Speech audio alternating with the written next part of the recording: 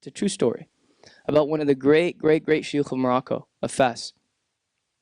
And this great Sheikh of Morocco used to, on Thursday nights, Muslim kids, they're Muslim, but look, Muslim kids can also do haram things, right?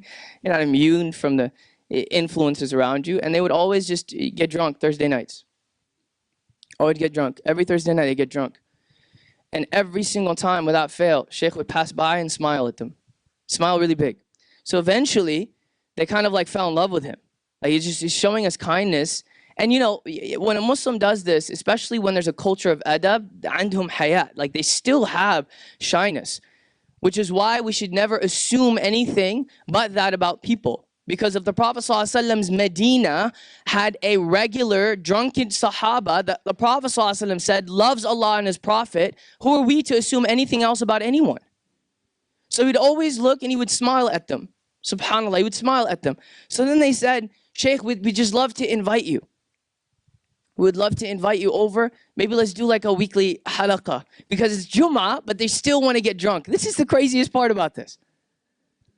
But they had adab. This is the funniest part of the story. They had adab. So they said, yeah, Shaykh, why don't you come after we've kind of recovered?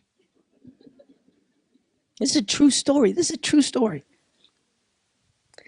Do you know what the Shaykh did? Not only did he come, the period where they were drunk, he devoted that entire time for dua for them. Every single week. Then, this group of young people wake up one day and they all look at each other.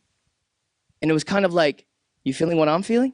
Yeah, I'm feeling it too. You feeling what I'm feeling? I'm feeling it too. What were they feeling? We are disgusted by alcohol. They couldn't even look at it.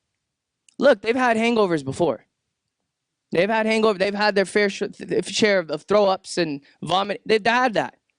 They looked at each other. They said, we can't fathom even thinking about picking up this alcohol because of the dua of the Shaykh. And this is not a silly story.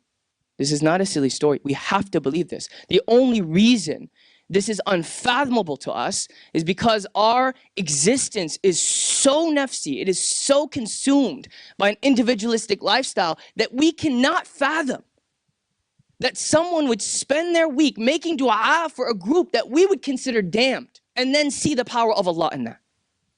So my sincerest request to you, make dua for yourself, obviously, but don't forget each other.